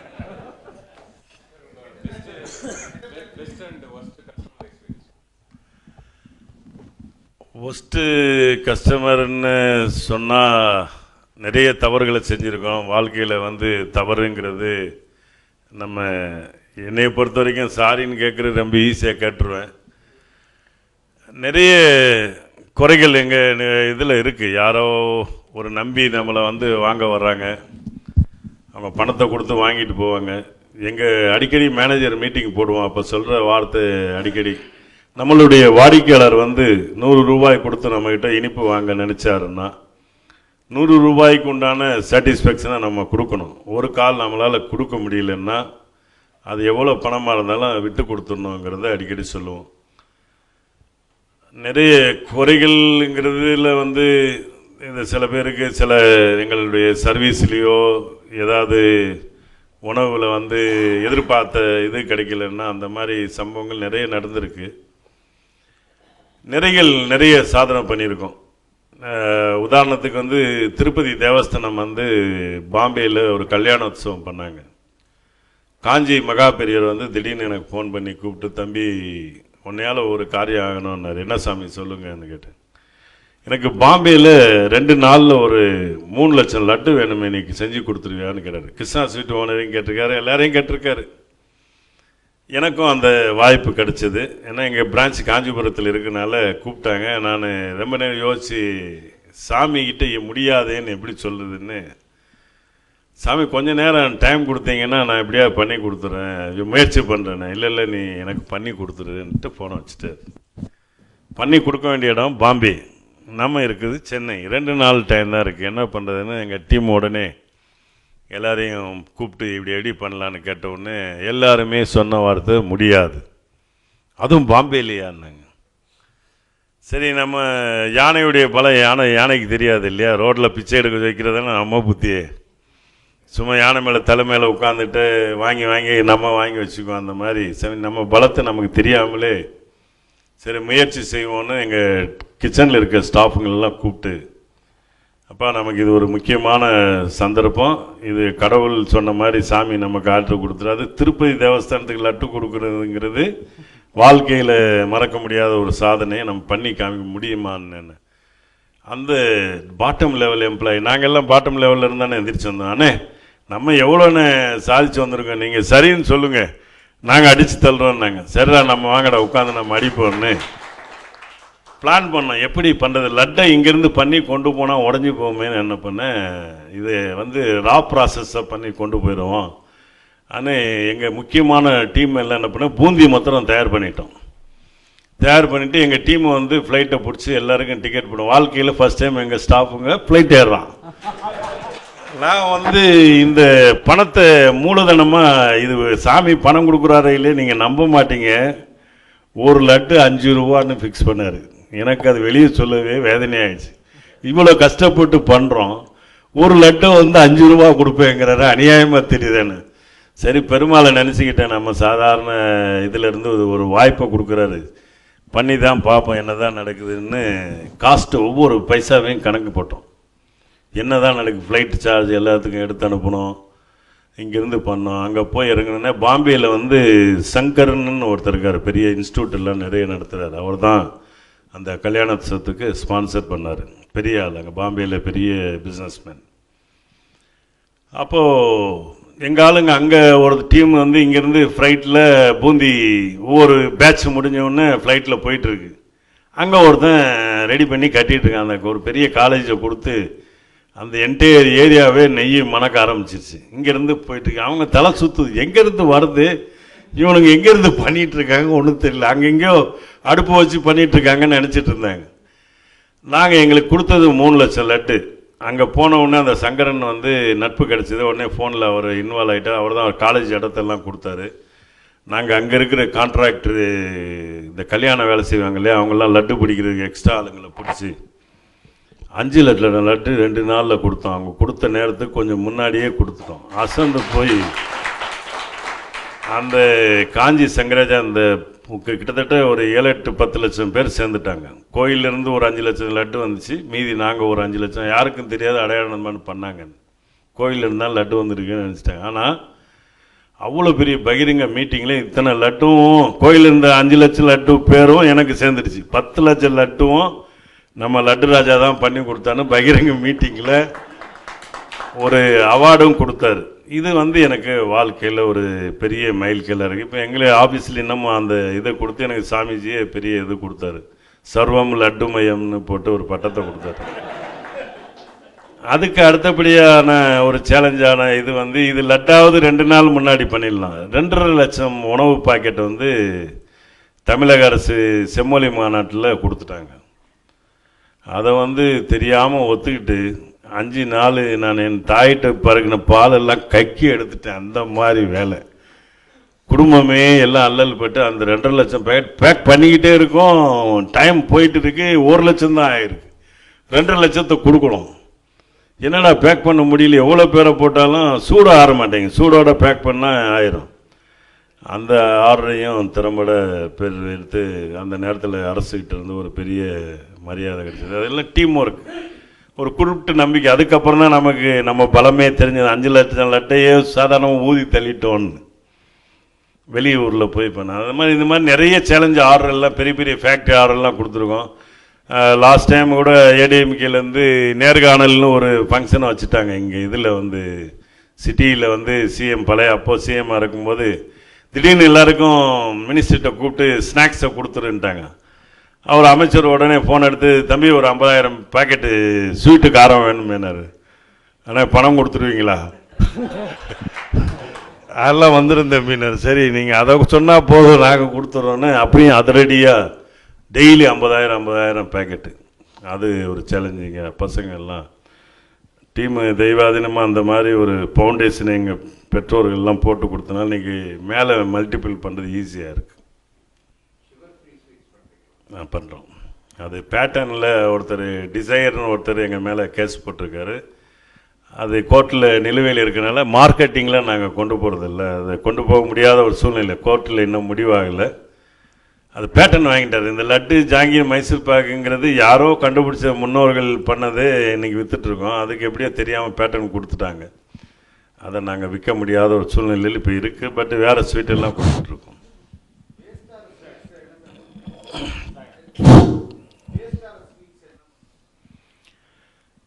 வேஸ்ட் ஆகிற ஸ்வீட்டுன்னா ஒரு டயத்துக்கு மேலே இதாகிடுச்சுன்னா அதை ஒன்றும் பண்ண முடியாது. அந்த ஸ்வீட் வந்து ஸ்க்ராப் பண்ணுறது தான் பண்ணுவோம். ஃபுட்டில் ரெஸ்டாரண்ட்டு மாதிரி ஃபுட்டுன்னா 5 to 10% ஒரு மேனேஜ்மெண்ட்டில் வேஸ்ட் ஆச்சுன்னா லாபத்தில் அடிப்படாது. அதுக்கு மேலே போச்சுன்னா நம்ம ப்ராஃபிட்டு குறைஞ்சி போகும். ஸ்வீட்டை பொறுத்த வரைக்கும் வராது, அதில் பெரிய தூளுகள் இது வரது தான் இருக்கும். மீதியெல்லாம் வந்து சில ஐட்டங்கள்லாம் வந்து இன்றைக்கி ஒரு பர்ஃபி போகுதுன்னு வைங்க, மத்தியானத்துக்குள்ளே அது எங்கள் மாதிரி நல்ல நிறுவனங்கள் வந்து நிற்காது, உடனே காலி ஆகிட்டு. கொஞ்சம் ஏதாவது அதில் இதாக இருந்ததுன்னா கொண்டு போய் ரீப்ராசஸில் வந்துடும். சேவரிஸ் தூளெல்லாம் நிறைய மிச்சம் தூளாயிரும். அது வந்து எங்களுக்கு பால் சப்ளையர்லாம் வந்து மாட்டுக்கு எடுத்துகிட்டு போயிடுவாங்க. அப்படி இந்த ஃபுட்டு வந்து என்ன தான் பிளான் பண்ணி பண்ணாலும் கூட சாம்பார் கூட்டு பொரியல் வீட்லேயே நம்ம 5 பேருக்கு சமைச்சாலே கரெக்டாக சமைக்க முடியாது, கொஞ்சம் மிச்சம் ஆயிரும். அந்த மாதிரி உணவுகளை வந்து எங்கள் நிறுவனத்தை க்ளீன் பண்ணுறவங்க, அந்த பகுதியில் வசதி இல்லாதவங்கெல்லாம் வந்து சாம்பார் கூட்டு பொரியல், இந்த காலையில் மிச்சார பொங்கல், இந்த மாதிரி ஐட்டம்லாம் அவங்களுக்கு கொடுத்துருவோம். அது லாபத்தில் ஒரு சிறு அந்த 5% 10%க்குள்ளே இருக்கிற மாதிரி பார்த்துப்போம். சார் உங்களுடைய புரியல என்ன சொன்னீங்க? தான தர்மங்கள் இது கிடைக்கிறதே வாடிக்கையாளர்கிட்டருந்து கிடைக்கிற இதுதான். நிறைய பண்ணுறோம், அனாதை இல்லங்களுக்கு கொடுக்குறோம், நிறைய கோயில்கள் அது இதுக்கு பண்ணுறோம். இப்போ உதாரணமாக பெசன் நகர் மயானம் வந்து சீரழிவு இல்லாமல் இருந்தது. அப்போ பாரத பிரதமர் வந்து அடல் பிகாரி வாஜ்பாய் ஒரு தடவை முரசொலி மாறன் எம்பி மறைவுக்கு வந்தப்போ அந்த நிகழ்ச்சிக்கு நானும் போயிருந்தேன். நம்மளுடைய பிரதமர் வந்து தரை சரியில்லாமல் இருந்து அதில் மேட்டு போட்டாங்க. அவர் வந்து அதில் காலில் வச்சு கீழே விழுந்துட்டார். நான் பக்கத்தில் இருந்து பார்த்தேன், எதுக்கு இவர் விழுந்தாருன்னு. அதுக்கப்புறம் பார்த்தா எல்லா அதிகாரியும் வந்து கார்பரேஷன்லேருந்து ரொம்ப வார்ன் பண்ணி ரொம்ப இது பண்ணப்போ, அப்போ கார்பரேஷனில் ஃபண்டு இல்லை, அந்த சீர் பண்ணுறதுக்கு உண்டான இல்லைன்னாங்க. அப்போ நான் அந்த ஏரியாவில் வியாபாரி சங்க தலைவர் இதாக இருந்தேன். அப்போ அவங்க கேட்டாங்க, சார் நீங்கள் எதாவது ஹெல்ப் பண்ணுங்க. நான் எங்கள் சங்கத்திலிருந்து ஒரு 3 லட்சம் செலவு பண்ணி எதாவது பண்ணிடுவோன்னு சொன்னால், மறுநாள் இதே மாதிரி உறுப்பினர்லாம் வந்து கத்த ஆரம்பித்தேன், எதுக்கு நம்மக்கிட்ட இருக்கிறமே பணம் கம்மியாக இருக்குது, நீங்கள் போய் இது எதுக்கு கவர்மெண்ட்டுக்கு பண்ணித்தரேன்னாங்க. அப்போ எனக்கு ஒரு ஆலோசனை வந்தது, நம்ம அடையாளநண்பன்லேருந்து பண்ணிட்டா என்னன்னு சொல்லி அதுக்கு வந்து ஃபண்டை வந்து அலாட் பண்ணி ஒரு 7 லட்ச ரூபா ஃபண்டுக்கு எஸ்டிமேட் போட்டேன். அங்கே என்ன சேலஞ்சுன்னா, நாங்கள் பார்த்த முக்கியமான ரொம்ப சுவாரஸ்யமான நிகழ்ச்சி இது. உத்தரவு மாநகராட்சியிலேருந்து எங்களுக்கு கொடுத்துட்டாங்க. அந்த சுடுகாடு வந்து டெய்லி வந்து காலையில் 6 மணிலேருந்து சாயந்தரம் 6 மணி வரைக்கும் எரிஞ்சிக்கிட்டே இருக்கும். பணம் வந்துக்கிட்டே இருக்கு, இறந்தவங்க யாராவது நபர் வந்துக்கிட்டே இருப்பாங்க, ரொட்டீனாக நடந்துட்டுருக்கும். எங்கள் ஆளுங்களை கூப்பிட்டு போயிட்டு நிறைய இதெல்லாம் பண்ணி நம்ம கடை மாதிரி, நீங்கள் இப்போ கூட போனீங்கன்னா தெரியும், எங்கள் பேரெல்லாம் உள்ளே இருக்கும். அந்த மயானத்துக்குள்ளே அடையாளநண்பன் செஞ்சு கொடுத்ததுன்னு போர்டெல்லாம் இன்னமும் வச்சுருக்காங்க. அங்கே வேலை செய்கிறவெல்லாம் 6 மணிக்கு இந்த கார்பரேஷன் அதிகாரி மூடிட்டு போயிடுவார். நாங்கள் நைட்டில் தான் பண்ணணும். காலையில் திரும்பி அது தோணுன்னா திரும்பி லீவே கிடையாது, ரொட்டீனாக பணம் வந்துக்கிட்டே இருக்கும். நான் போய் எங்கள் டீமெல்லாம் கொண்டு போனேன், யாருமே வேலை செய்ய மாட்டேன்ட்டாங்க, பயப்படுறாங்க. அப்புறம் நானே டெய்லி என்ன பண்ணேன், ரவுண்ட்ஸ் போயிட்டு வந்து எங்கள் ஆட்களுங்களுக்கெல்லாம் தேவையான வசதிகளை பண்ணி கொடுத்தேன். வசதின்னு என்னென்ன அவன் என்ன கேட்குறானோ, டெய்லி போகும்போது சரக்கோடு போவேன், அவங்களோட உட்காருவேன். அப்போ எல்லாம் சாப்பிடுங்கன்னு பிரியாணியை கொடுப்பேன். உட்காந்துட்டு நானும் பக்கத்துலேயே உட்காந்துக்குவேன். இவங்க ஓனரே உட்காருன்னு தப்பான்னு அடிப்பேன். ஒரு நாள் தெரியாமல் கொஞ்சம் அர்ஜென்ட்டாக யூரின் பாஸ் பண்ணோம்னு கீழே இறங்கி போகிறேன். ஒரு ஆள் இப்படி உட்காந்துருக்காரு. நான் தெரியாமல் போயிட்டு பார்த்து மிரண்டே போயிட்டேன், தைரியம் எல்லாம் போயிடுச்சு. எக்ஸ்ட்ரா இருந்த பாடியை வச்சுட்டு போயிட்டானுங்க, ஜிப்பை கூட போடல. அங்கே பிடிச்ச ஓடதான் வீட்டுக்கு ஓடி போயிட்டு நின்னேன். காரணத்தை என் ஒய்ஃபு கூப்பிட்டு, உங்களுக்கு இதெல்லாம் தேவை, இந்த மாதிரி எதுக்கு விளம்பரத்துக்காக இதை மாதிரி பண்ணுறீங்க, என்னடி விளம்பரம், இது வந்து என்னுடைய முயற்சி தானே. ஆமாம், இதில் வந்து உங்களுக்கு பேர் கிடைக்கும், அது கிடைக்கணும். இது சுடுகாட்டு வேலை போய் டெய்லி போய் நைட்டில் தான் நான் குளிச்சுட்டு படுக்கணும். இப்படியே இருந்து விதவிதமாக பாடி வரும், வித்தியாசமாக பாடி வரும். சண்டை போடுவாங்க. ஒரு அப்பாவும் பையனும் தனியாக ஒரு நாள் பாடி எடுத்திருந்தாங்க. 3 பேர், இறந்த பையன், அவனுக்கு கூட பிறந்த சகோதரன், ஒரு தந்தை. இவங்க 3 பேர் ஒரு படியை கொண்டு தான் பார்த்து கடைசி வரைக்கும் அப்பா பேசவே மாட்டேன்ட்டு. எப்படிங்க இறந்தான் பையன், சின்ன பையன் சூசைட் பண்ணிக்கிட்டு வந்தது. இது மாதிரி வித்தியாசம் பல கேஸு தினம் பார்த்துட்டு இருப்பேன். அடித்து வேலையை நைட்டோ பண்ணி முடித்தோம். முடித்து திறப்பு விழாவுக்கு வரும்போது இந்த நம்ம புத்தி விடாதில்ல, எங்கே போனாலும் விளம்பரத்தை பார்க்கணுமே. ஐயா அடையாளமான பேரை போடுங்கன்னா வைக்க மாட்டேன்னா, ஏன் எவ்வளோ கஷ்டப்பட்டு அல்லும் பகலும் பாடுபட்டு உருவாக்கியிருக்கேன், அடையாளமான பேரை வச்சா என்னங்க குறைஞ்சி போவீங்கன்னு. அதெல்லாம் நாங்கள் எங்கள் பேரை தான் போட்டுக்கோம், இது அரசியல்வாதிகள் வந்து அவங்க பேரை போடுவேன்னு. நான் சொன்னேன், உங்களுக்கு மனசாட்சி இருந்தால் ஒரே ஒரு நாள் ராத்திரி இங்கே நின்று பாரியா, அதுக்கு மேலே தேவைப்பட்டா என் பேரை போடுன்னொன்னே எப்படி வேலை நடந்தேன். இப்போ கேட்டப்பாரு, உங்கள் ஆளை கேளு, 6 மணிக்கு பூட்டிட்டு போயிடுவான், நாங்கள் உள்ளே உட்காந்துட்டு வேலை செஞ்சு விடிய விடிய வேலை செஞ்சுட்டு பண்ணியிருக்கோம். இதுக்காவது நீ பேரை போட வேண்டாம், நீ என்ன வேணாம். அது உடனே அப்போ மேயர் வந்து திட்டத்தை பாஸ் பண்ணி என் பேரை போட்டுக்கோங்க, நான் என்னுடைய தந்தை தாயுடைய நினைவாக வந்து கீழே அடையாளம் போட்டு அது மொத்தம் முடிக்கும் போது எனக்கு வந்து 22 லட்சம் ஆயிடுச்சு. சும்மா அதை பண்ணு இதை பண்ணு. நீங்கள் போனீங்கன்னா இந்த மாதிரி சோசியல் ஒர்க்கு, மரக்கன்றுகள் சென்னையை சுற்றி 1 லட்சம் மரக்கன்று வச்சுருக்கோம். ஒரு மரக்கன்று வைக்கும்போது சுமார் ஒரு 500லேருந்து 1000 ரூபா அதுக்கு சுற்றி கம்பி அந்த இதெல்லாம் வச்சு தண்ணி ஊற்றுறது, நிறைய அந்த மாதிரி சில இதெல்லாம் பண்ணியிருக்கோம். சுனாமி பாதிக்கும் போது 18,000 பேருக்கு உணவு பொட்டலம் கொடுத்துருக்கோம். அந்த மாதிரிலாம் பண்ணியிருக்கோம். சார், உங்களுடைய இன்றைய உரை மிகவும் சிறப்பாகவும் நல்ல ஒரு மோட்டிவேட்டட் டாக்காக இருந்தது. அதை விட சிறப்பு, நீங்கள் ஒரு 7,000 பேருக்கு வேலை கொடுத்து கொண்டிருக்கிறீர்கள். இது 70,000ஆக மாற வேண்டும் எங்களுடைய வாழ்த்துக்களை தெரிவித்துக் கொள்கிறோம். அடுத்ததாக மெக்டொனால்டு, பிசாட் மாதிரி உங்களுடைய அடையார் ஆனந்த பவன் உலகம் முழுவதும் பரவ வேண்டும், இந்தியருடைய புகழ் உலகம் முழுவதும் பரவ வேண்டும் என்று என்னுடைய ஆசையை தெரிவித்துக் கொண்டு, தங்களுடைய கடைகளில் நார்த் இந்தியன்ஸும் நேபாளிஸும் நிறைய பணியாற்றுகிறார்கள். அவர்களுக்கு லாங்குவேஜ் எப்படி? இப்போ நீங்கள் நூற்றுக்கணக்கான டிஷ்ஷஸ் வச்சுருக்கீங்க, எல்லோரும் தமிழில் தான் பேர் கேட்குறாங்க. How they are managing and எப்படி கரெக்டாக அந்த மெஷர்மெண்ட்ஸில் கொடுக்குறாங்கன்றது ஒரு கேள்வி. அடுத்ததாக, பெங்களூரில் ஒரு கடை வச்சுருக்கேன் நீங்கள், அதுக்கும் அடையார் ஆனந்த பவன் என்ற பெயர் தானே, இல்லை அங்கே வேறு ஏதாவது பேருங்களா? இதை 2 கேள்வி. இப்போ வந்து தமிழகத்திலேருந்து இளைஞர்கள் வந்து நிறைய வாய்ப்புகள் நிறைய கிடைக்குது, நிறைய படிச்சுட்டு இப்போ வேறு உத்தியோகத்துக்கு போயிடுறாங்க. முந்தியெல்லாம் வீட்டில் கோவிச்சிட்டு சின்ன வயசில் ஏறிட்டோன்னா நேராக ட்ரெயினை பிடிச்சி சென்ட்ரலில் இறங்கிடுவான், அடுத்து எதிர்பார்க்குற ஹோட்டலில் எங்கேயா உள்ளே போய் வேலை கேட்பாங்க. இன்றைக்கு வந்து தமிழகத்தில் வந்து வேலை பற்றாக்குறை, நிறைய ஃபேக்ட்ரிஸ் எல்லாம் உருவான ஒரு காரணமோ இல்லை டாஸ்மாக் அதிகமாக உருவான காரணமோ எதுவோ தெரியல, யாருமே வேலைக்கு வர மாட்டேங்கிறேன். எங்களுக்கும் வேறு வழியே இல்லை. இந்த பசங்களை போய் நான் ஒன்று சொன்னால் அவன் ஒன்று சொல்கிறான், கஸ்டமரை போய் பூரின்னு கேட்டால் இவன் சாரிங்கிறான். தினம் இது பெரிய யுத்த காடு தான். அவன் ஒரு வாரத்தில் அதுக்கப்புறம் நம்மளுக்கு அறகுறையில் நம்மால் ஊர் நம்மால் பேச்சுன்னு அப்படியே கற்றுக்கிறான். அது வரைக்கும் வாடிக்கையாளர் பூரா திட்டிக்கிட்டு தான் இருக்காங்க, என்ன எவனே கொண்டு வந்து. ஆட்கள் பற்றாக்குறை. 2வது, இந்த ஹோட்டல் தொழில் வந்து ஒரு மதிப்பில்லாத தொழிலுங்கிறனால நிறைய பேர் நினைக்கிறாங்க வேலைக்கு வரணும்னா யோசிக்கிறாங்க. எடுத்த உடனே எங்காலும் கூட நீங்கள் எங்கள் கிளீனர் பசங்களுக்கு கூட தொங்க விட்ருக்கோம், அவனும் சாஃப்ட்வேரில் வேலை செஞ்சு ஒரு கிரிப்பு கிடைக்கணுங்கிறனால ஐடென்டி கார்டை போட்டு அப்படி ஏமாற்றிட்டு வேலை வாங்கிட்டுருக்கோம். வேறு வழி இல்லை. 2வது, பெங்களூரு, எங்கள் பிரான்ச் வந்து பெங்களூர், பாண்டிச்சேரி, டெல்லியில எல்லாம் இருக்குது. டெல்லியில் கூட 2 பிரான்ச் இருக்குது. எல்லாமே அடையார் ஆனந்த் தான். இந்த A2Bங்கிறது வந்து அடையார் ஆனந்த் வெறும் ஸ்வீட்டு தான் முதல்ல இருந்தோம். A2Bன்னு வச்சோம் முதல்ல பாண்டிச்சேரியில் கடை வைக்கும்போது. ரெஸ்டாரண்ட் ஆரம்பிக்கும்போது டிஃப்ரென்ஸ் கஸ்டமருக்கு தெரியணுமே. ஏற்கனவே ஸ்வீட் கடையில் இருக்கிற இடத்துல போய் ஸ்வீட்டு காரம் ஏதாவது இல்லாமல் ஹோட்டலில் தோசை கீசை கேட்டாங்க, நாங்கள் இல்லைன்னா திட்டுவாங்களேங்கிறதுனால A2Bன்னு ஒரு சிம்பிள் கொண்டு வந்தோம். AABங்கிறத கம்ப்யூட்டர் லாங்குவேஜில் A2Bன்னு கொண்டு வந்தோம். ஆனால் எல்லா கஸ்டமரும் A2Bன்னாங்க. ஓ சரி, வாடிக்கையாளருடைய மனநிலை தானே நம்ம புரிஞ்சுக்கிட்டு செய்யணும்னு நாளுங்களும் ஸ்கொயரை கழட்டி கொஞ்சம் லைட்டாக டிசைனை மாற்றி A2Bன்னு ஆக்கிட்டோம்.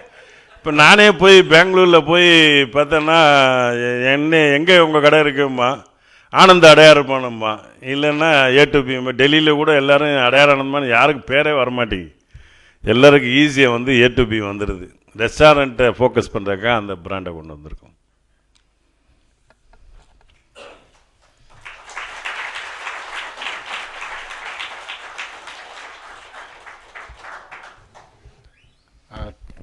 Thank you, Mr. Raja. That was a wonderful speech. Coming from Rajapalayam, from a farmer's family, moving to Bangalore, taking loans that could not be repaid. Then his father gave up on the studies of his children so that he could enable them to have maybe a brighter future. From the age of 13, Mr. Srinivas Raja has been in business, shifted to Madras due to Tamil Nadu Karnataka issues, But Srinivas Raja continued in Bangalore. Maybe he likes the weather there compared to Chennai. Changed the name in 1988 to AAB from Sri Ananda Bhavan. Started a second branch, mortgaging the father's property in stealth in Purasavakam. Wanted revenue of rupees 1 lakh daily from rupees 4,000 that was there daily. That shows ambition. Committed to his father 10 lakhs daily. I mean, it's not a joke. Father wants 1 lakh, earning 4,000, committing 10 lakhs. His father's own brother did not invite them for the weddings or give, nobody was willing to give their daughters to this family in marriage. Then, as an entrepreneur would normally do, you open up the recipes to the employees in the course of time. During the growing years, there was no fun, no movies, no MGR, no Shivaji Ganeshan, nobody. But there was an ambition, an urge to do something great. And that led to his success. Critical things, looking after the human resource, customers and employees. If the customer is happy and if the employee is happy, you can be sure that the company will survive well. Now, present revenue earned is over 100 lakhs daily, that's 1 crore. It's really a hard struggle to success with a expiry date that is so critical, going from 5 hours to 3 days. And what R&D? All the chefs are the R&D masters. They're the managers of R&D. They decide in the night what new sweet or what new karam has to be made, and that is delivered to the customer. The customer is the king. If he says yes, well, it moves. If he doesn't say yes, it goes back into the archives. So that is great. I only wonder whether A to B operates with a mechanized kitchen or it operates with manual kitchen. Semi-mechanized. And computerization. You asked a question about logistics. I think that was very good. From the moment you're making the premix, from the vendor who's supplying the raw materials till the end when it reaches the branch, where quality tests are being made by so many people before delivering it to the customer or the guest who's going to eat that food, take care of his health, ensure that the health of the customer is not affected by this food, because once the health is affected, the name is totally ruined by word of mouth. I think that's a fantastic job that is being done here. Thank you, Mr. Srinivas Raja, and we wish A to B, Adyar Anand Bhavan, etc. all the very best.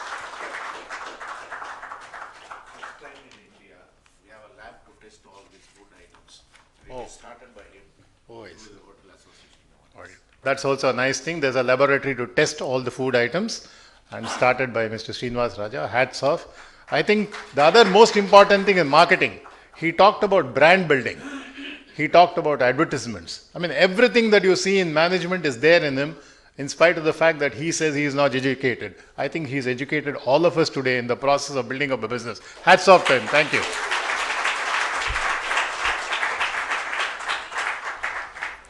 Thank you, Mr. Sridhar. Fascinating talk. I think I should also speak in Tamil.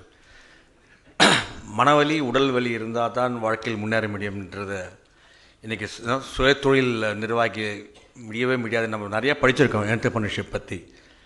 Every model what is given book on entrepreneurship, I had an opportunity to listen more than I think 300-400 entrepreneurs. This is one of the finest lecture I heard actually, really. And because what he taught is simple lessons for the entrepreneur. Long working hours. You leave the home, you will never know when you get back. That's really true in terms of entrepreneur. Getting along with the people, you have to sit with them, because this we learn only in armed forces, that we identify ourselves with the Jawans. He sat and learned from the cooks and the people, the managers. That is what has made him to do come. And what is very fascinating, அவரை கூப்பிட்ட உடனே அவர் முதல்ல ஒத்துக்கல. SMS அமிச்சு mail அமிச்சு அவரை persuade பண்ணி, thanks to Ravi Shankar, I must appreciate, he's sitting there, he's the one who connected us to him. And it's because MMA இந்த மாதிரி உங்களை மாதிரி வந்து பேசுறதுனால, I know many of the people who are watching this program live will turn entrepreneurs, and if not competition to Adyar Anand Bhavan, it will make India proud and one of the finest country in the world. I think you are set an example for that. Now may I request Mr. Sridhar to please present a memento on behalf of MMA to Mr. Srinivas Raja. சின்ன அன்பளிப்பு உங்களுக்கு MMA ஞாபகார்த்தமாக.